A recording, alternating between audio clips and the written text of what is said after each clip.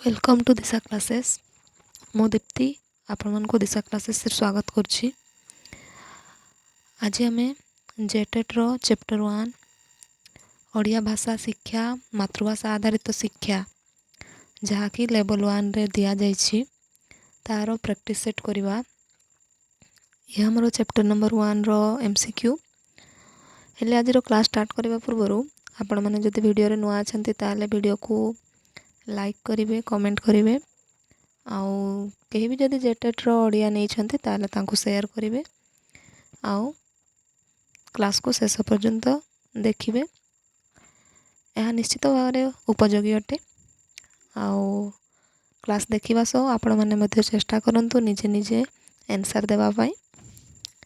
एबे हमें देरी नकरी क्लास को स्टार्ट करवा। आज फर्स्ट क्वेश्चन है मातृभाषा कौन? विदेशी भाषा, शिशु प्रथमे शिखुवा भाषा, राजभाषा ना स्कूल भाषा? मातृभाषाटा कौन?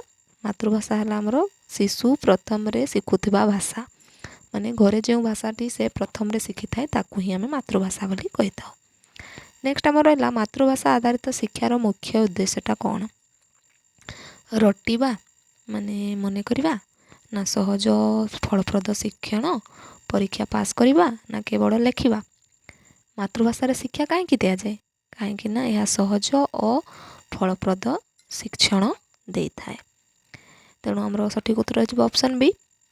नेक्स्ट आम देखा क्वेश्चन नंबर 3 शिशु सर्वप्रथमे केउ भाषा शिखे? इंग्रेजी भाषा, हिंदी भाषा, मातृभाषा ना संस्कृत भाषा? शिशु आमर सर्वप्रथमे केउ भाषा शिखे? ऑप्शन सी मातृभाषा शिखी थाए। कारण यही भाषा तार घरे कहा जाए, तेणु से घर निजे निजे ये भाषा शिखी थाए। नेक्स्ट आमर रहा क्वेश्चन नंबर 4 मातृभाषा रे शिक्षा देले कौन हुए? ऑप्शन ए बुझीवा क्षमता बढ़े, कमी जाए, कौन सी प्रभाव पड़े नहीं बा भूल बढ़े? कौन हुए मातृभाषा रे शिक्षा देले? आमर बुझीवा क्षमताटा बढ़े। तेणु ऑप्शन ए हो आमर सठिक उत्तर। नेक्स्ट आमर क्वेश्चन नंबर 5 एनईपी 2020 अनुसार प्राथमिक स्तर में केउ भाषा को गुरुत्व दिया जाइछि? इंग्राजी भाषा, मातृभाषा, संस्कृत भाषा ना विदेशी भाषा? आमर एनईपी 2020 मातृभाषा को प्राथमिक स्तर में गुरुत्व देछि। तेणु आमर ऑप्शन बी हो सठिक उत्तर। नेक्स्ट आमर क्वेश्चन नंबर 6 मातृभाषा आधारित शिक्षा शिशुर केउ क्षमता को बढ़ाई थाए?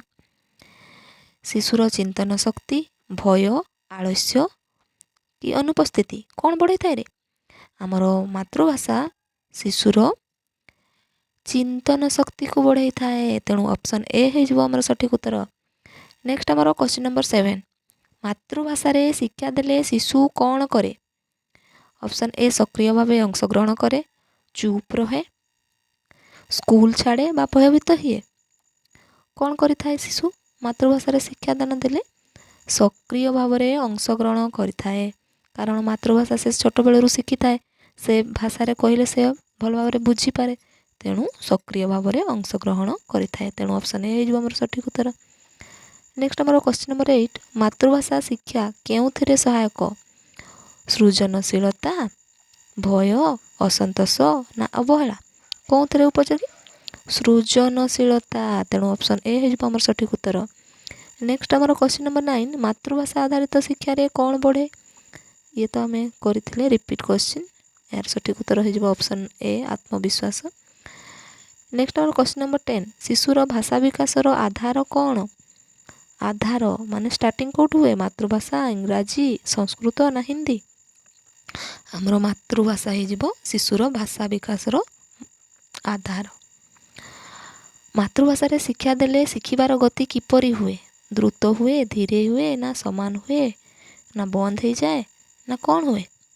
मातृभाषा रे शिक्षा देले शिक्षार गति द्रुत होता है, शीघ्र होता है। तेणु ऑप्शन ए हो सठिक उत्तर। नेक्स्ट आमर क्वेश्चन नंबर 12 मातृभाषा शिक्षा केउ क्षमता को बढ़ाए? बुझीवा क्षमता, भय, द्वंद्व ना आलस्य? केउ क्षमता? आमर बुझीवा क्षमता बढ़ाई थाए। तेणु ऑप्शन ए हो सठिक उत्तर। नेक्स्ट आमर क्वेश्चन नंबर 13 मातृभाषा आधारित शिक्षा कौन करे? ଶିକ୍ଷା को कठिन करे, शिक्षा को सहज करे, शिक्षा बंद करे, कौन से प्रभाव ନାହିଁ। यार सठिक उत्तर हो शिक्षा को सहज करे, तेणु ऑप्शन बी हो सठिक उत्तर। नेक्स्ट आम क्वेश्चन नंबर 14, मातृभाषा शिक्षा द्वारा कौन विकास हुए? भाषा दक्षता ना भय दुर्बलता अनाग्रह? अनाग्रह माने आग्रह हेब ना, कौनटा होता है मातृभाषा शिक्षा देले?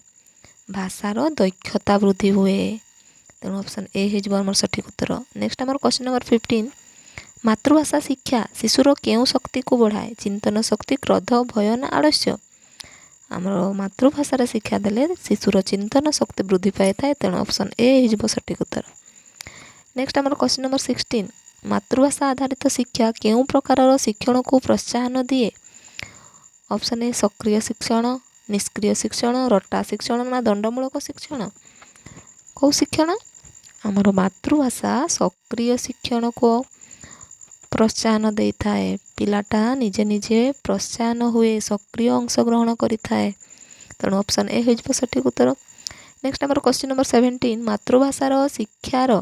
मातृभाषा शिक्षार एक मुख्य लाभ कौन?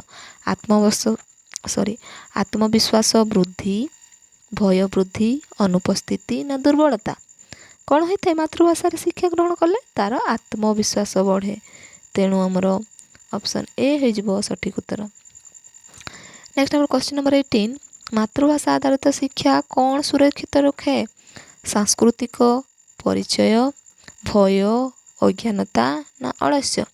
देख ये तीन जाकर नेगेटिव अच्छी ना, गोटे मात्र पॉजिटिव अच्छी आमर सांस्कृतिक परिचय, तेणु यार सठिक उत्तर हो सांस्कृतिक परिचय। मातृभाषा शिक्षा देले कौन हुए? आम सांस्कृतिकर परिचय मिलता है, सुरक्षित रही थाए।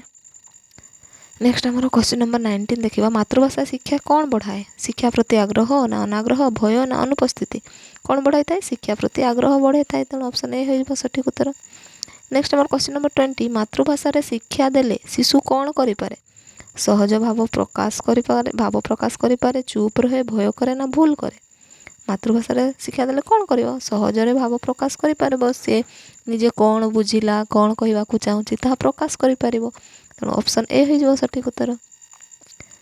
तो यह ही थिला आजर शेष प्रश्न। आपण माने कमेंट करिवे आजर क्लास केमिति थिला, आउ आगकू क्लास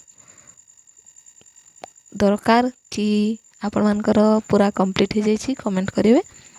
आज क्लास रे एतिकी, धन्यवाद।